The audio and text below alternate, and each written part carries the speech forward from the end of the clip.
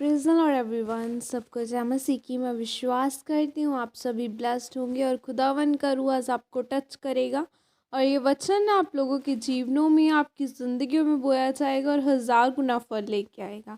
आओ मैं इस जिंदा वचन को आप सब लोगों के लिए पढ़ती हूँ, जो वचन हमें मेरी भविष्यवाणियों की पुस्तक में से परमेश्वर के दास अपोस्टल अंकुर यूसुफ नरूला जी द्वारा और परमेश्वर की दासी पास्टर सोनिया यूसुफ नरूला जी द्वारा दिया जाता है। आओ मैं उस जिंदा वचन को आपके लिए पढ़ती हूँ। मरियम के जैसे बने, जैसे कि पवित्र बाइबल यशायाह 7:14 में लिखा है, इस कारण प्रभु आप ही को तुमको एक चिन्ह देगा। सुनो, एक कुंवारी गर्भवती होगी और पुत्र जनेगी और उसका नाम इमैनुअल रखेगी। आमीन। मेरे प्रियो, बाइबल बताती है कि मरियम एक वचनों को पढ़ने वाली औरत थी और बाइबल का वचन हर रोज़ उसके दिल दिमाग में जाता था। मरियम ने यह सुना हुआ था कि एक कुंवारी पुत्र जनेगी और उसका नाम इमैनुअल रखा जाएगा। मरियम कभी यह यकीन नहीं करती कि यह दूत परमेश्वर की ओर से है अगर उसने वचन न पढ़ा होता। जब दूत ने उसे बोला कि तू पवित्र आत्मा की ओर से गर्भवती होगी, तो उसने यह स्वीकार कर लिया, क्योंकि वो जान चुकी थी कि यशायाह की पुस्तक के अंदर जो लिखा हुआ है कि कुंवारी गर्भवती होगी, वो पूरा होने जा रहा है। वो समझ गई थी कि परमेश्वर ने उस वचन को पूरा करने के लिए उसे चुन लिया है। इसीलिए जब दूत ने उससे कहा कि आनंद और जय तेरी हो जिस पर परमेश्वर का अनुग्रह हुआ है, उसने कहा कि तू पवित्र आत्मा से गर्भवती होगी और एक पुत्र को जन्म देगी जो लोगों को उनके पापों से मुक्ति दिलाएगा। तो मरियम ने उससे कहा कि देख, मैं प्रभु की दासी हूँ, मुझे तेरे वचन के अनुसार हो। जिस व्यक्ति के साथ मरियम की मंगनी हुई थी, वो उसको चुपके से छोड़ देने का विचार में था, लेकिन रात को सपन में जिब्राइल स्वर्गदूत ने उसको दर्शन में के द्वारा बात की कि वो मरियम को न छोड़े, क्योंकि वह पवित्र आत्मा से गर्भवती हुई है। तो यूसुफ ने मरियम को त्यागने का विचार छोड़ दिया और मरियम की पहली खासियत यह थी कि वो वचन के साथ जुड़ी हुई थी और बाइबल से प्रेम करना, उसे हर रोज़ पढ़ना उसकी आदत थी।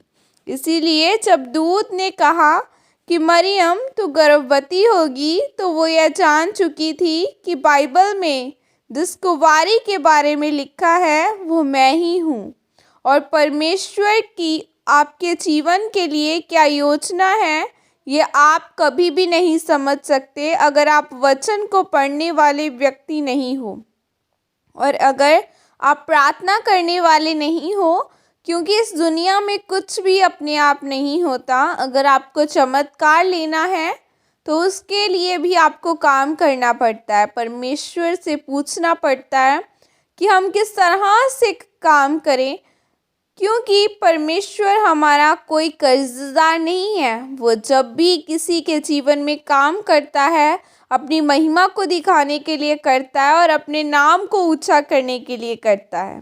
अगर आप बाइबल को ध्यान से पढ़ें तो ऐसा एक भी व्यक्ति नहीं है जिसको दूत नज़र आए हो और वो रोज़ प्रार्थना में बैठने वाला न हो, जो वचन को न जानता हो। उन्हीं के जीवन में परमेश्वर की योजना पूरी हुई है, जो पवित्रताई के साथ परमेश्वर के साथ जुड़े हुए हैं और उसके वचनों पर चलने वाले हैं। आमीन। और यह अंगीकार आपके द्वारा किया जाए। सर्वशक्तिमान परमेश्वर, इस वचन के लिए पिता मैं आपका धन्यवाद करती हूँ और मैं यह अंगीकार करती हूँ कि मैं अपनी मर्जी से नहीं बल्कि आपकी मर्जी से चलूँगी और आपकी आज्ञाओं को पूरा करूँगी, ताकि आपकी योजनाएं और मेरे विषय में रखते हैं, जो आप मेरे विषय में रखते हैं, वो मेरे जीवन में पूरी हो। प्रभु यीशु मसीह के सामर्थ्य नाम में मांगती हूँ। आमीन। हालेलुया। कुछ भी इस धरती पर अपने आप नहीं होता, कुछ भी इत्तेफाक से नहीं होता और बाइबल में इत्तेफाक नाम का कोई भी शब्द नहीं है। अगर आपको कुछ चाहिए तो आपको इसके लिए हार्ड वर्क करना पड़ेगा, प्रार्थना करनी पड़ेगी, पे ऑफ करना पड़ेगा। क्योंकि बाइबल कहती है कि मेहनतें व्यर्थ जाती है, लेकिन बाइबल ये भी कहती है कि मसीह में की गई मेहनत कभी व्यर्थ नहीं जाएगी। सो अगर आप प्रार्थना कर रहे हैं तो आप प्रार्थना करके भूल सकते हैं, लेकिन वो हमारा जिंदा परमेश्वर कभी ना भूलने वाला, वो हमारी प्रार्थनाओं को याद रखने वाला परमेश्वर, और वो हमारी प्रार्थनाओं को सुन के उत्तर देता है। सो खुदावन आपकी प्रार्थनाओं को आज सुने। मैं विश्वास करती हूँ खुदावन का रूह पाक आज आपको टच करेगा, आज़ाद करे, और ये वचन आप लोगों की ज़िंदगियों में बोया जाए। शैतान की योजनाएं आपकी ज़िंदगियों में से ख़त्म की जाए। बाइबल में लिखा है अब्राहम के घराने में कोई मंत्र नहीं चल सकता। सो वचन के अनुसार कोई मंत्र आपकी ज़िंदगियों में कार्य न करे, सिर्फ खुदावन का पाक रूह आपके जीवनों में काम करे और आपको ऊंचा करे, और खुदावन का हॉली स्पिरिट आपको छू कर एहसास करे। और बाइबल में लिखा है जहाँ आत्मा है वहाँ आज़ादी है।